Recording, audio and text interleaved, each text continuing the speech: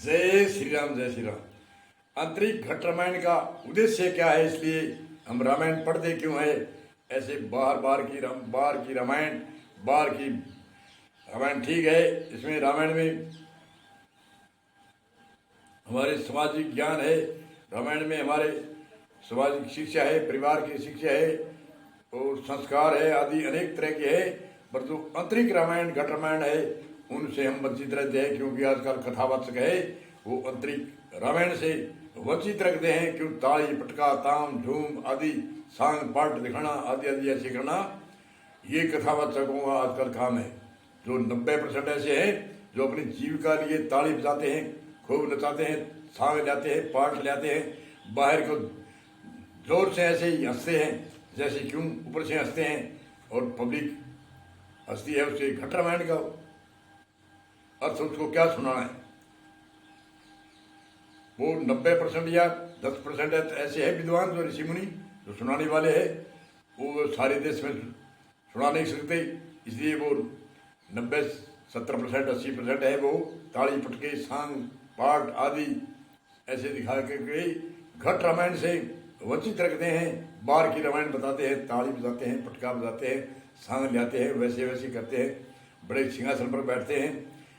कहने का अर्थ है घट रामायण जो राम ने जो वाक्य कहे थे उनको हमें समझना चाहिए। वे राम ने लक्ष्मण को क्या शब्द बोले थे और कैसे कहे थे। इसलिए हम आज एक राम की और लक्ष्मण की चर्चा करते हैं। लक्ष्मण क्या कहता है और राम क्या कहता है। एक बार राम प्रभु वनवास में सुखासन में बैठे थे, उसी समय लक्ष्मण ने जिज्ञासा उत्पन्न हुई और राम जी से प्रश्न पूछा गुरु भाव से, हे राम मुझे समझा कर कहिए, मैं सब कुछ छोड़कर आपकी शरण में रहूं। ज्ञान क्या है, विराग क्या है, माया क्या है,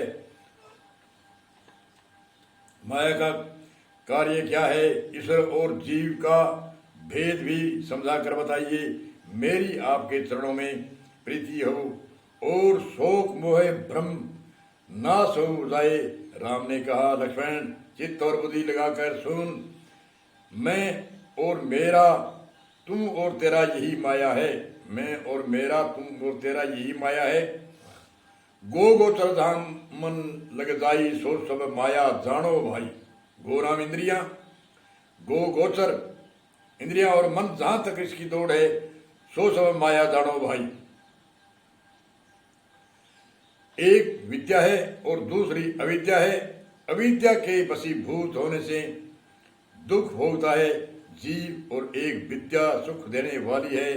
माया वशिष्ठ ईश्वर शक्ति पार ब्रह्म परमात्मा सत्ता से प्रेरित होती है। पार ब्रह्म परमात्मा की सत्ता से प्रेरित होती है विद्या।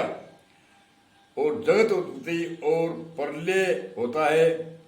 ज्ञान किसे कहते हैं उसको लक्ष्मण ध्यान से सुन। ज्ञान कहते किसको है उसको लक्ष्मण ध्यान से सुन। ज्ञान वह है जिसमें मल आदि एक भी दोष नहीं हो, और जो सब में समान रूप से सब में ब्रह्म को देखता है, सब में ब्रह्म परमात्मा को देखता है। ब्रह्म कहते हो, परमात्मा कहते हो, हे तात उसी को परंपरा कहना चाहिए। जो जिज्ञासु भगत सब में ब्रह्म रूप देखता है उसे परम वैरागवान जिज्ञासु भगत कहते हैं। आगे फिर और कहते हैं जो सारी सिद्धियों का त्याग, यानी तीनों लोकों के भोग फल को भोग से उपराम रहता है। सिद्धि मतलब फल, सिद्धि का अर्थ होता है फल। हम देखते हैं सिद्धि क्या चीज है। जो सारी सिद्धियों का त्याग है, यानी तीनों लोगों के भोग, यानी तीन लोगों के ब्रह्म लोगन लो भोग जो चाहिए सबन को त्याग। तीनों लोगों के जो भौतिकवाद के भोग है, फल भोग से उपराम से तीनों लोगों के भोगों से उपराम रहना है। और तीनों गुणों को तिनके के समान त्याग चुका है।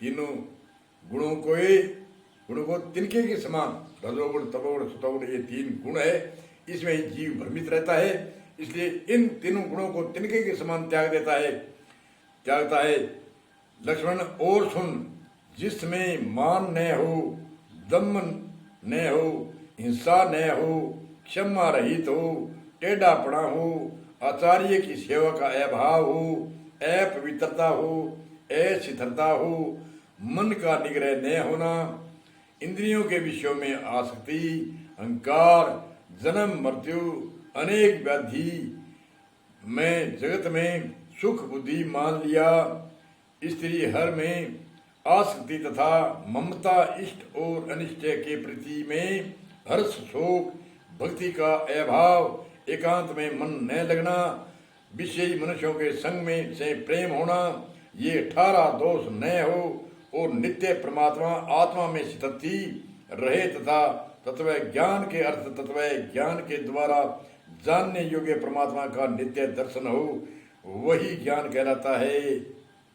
18 दोष न हो और नित्य परमात्मा आत्मा में स्थित रहे तथा तत्व ज्ञान के अर्थ तत्व ज्ञान के द्वारा जानने योग्य परमात्मा का नित्य दर्शन हो, वही ज्ञान कहलाता है लक्ष्मण। और ये है घट रामायण, इसको कहते हैं घट रामायण। और राम ने लक्ष्मण को ऐसा उपदेश दिया है और हम ऐसे ताली पुटके बजा के सांग लाते हैं, पाठ लाते हैं, ऐसे लाते हैं, वो आ गया वो आ गया। क्या आ गया? दुनिया को भ्रमित करना। रोचक ज्ञान भयानक ज्ञान, 3 प्रकार का ज्ञान होता है। रोचक ज्ञान और भयानक ज्ञान की सीमा होती है, और रोचक भयानक ज्ञान के बाद में यथार्थ ज्ञान जब तक नहीं बताते तो वो रोचक ज्ञान पहाड़ में जाता है। रोचक ज्ञान सुनाना जरूरी है, भयानक ज्ञान भी सुनाना जरूरी है, और यथार्थ ज्ञान जब तक नहीं सुनाएंगे तब तक रोचक भयानक सुनाया या नहीं सुनाया के समान है। इसलिए रोचक ज्ञान, भयानक ज्ञान और यथार्थ ज्ञान, तीनों ज्ञान, कोई भी इतिहास है इसमें 3 ही तरह का ज्ञान है। चाहे कोई इतिहास का ही, वेद से लेकर कोई भी संत वाणी का इतिहास है, रोचक भयानक और यथार्थ। यथार्थ जब तक हम नहीं समझेंगे तब तक रोचक भयानक तो एक लगाने की प्रेरणा देता है, भयानक से भयभीत होकर के जिज्ञासा होती है।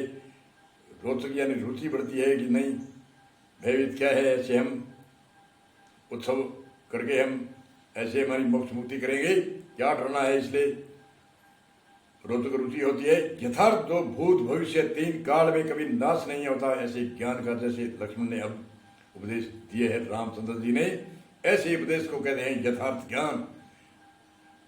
तो यथार्थ ज्ञान हमें सुनना चाहिए। रामायण में है, आयरन कांड में है। ये कोई लुकने छिपने वाली बात नहीं। ये जो मैंने अब ये सूत्र बताए हैं रामायण के, ये आयरन कांड में है। और सभी जो भी कथावाचक है सबको ध्यान है। ऐसी बात थोड़ी है मैं कोई ज़्यादा जानता हूँ, वो मेरे से अधिक है, मैं उसको चरणा का दास हूँ। फिर भी मैं कहता हूँ कि जो रोचक भयानक यथार्थ तीनों का ज्ञान जिज्ञासुओं को जब तक नहीं देते तब तक आत्म ज्ञान की प्राप्ति नहीं होती। बोलो जय श्री राम, जय श्री राम।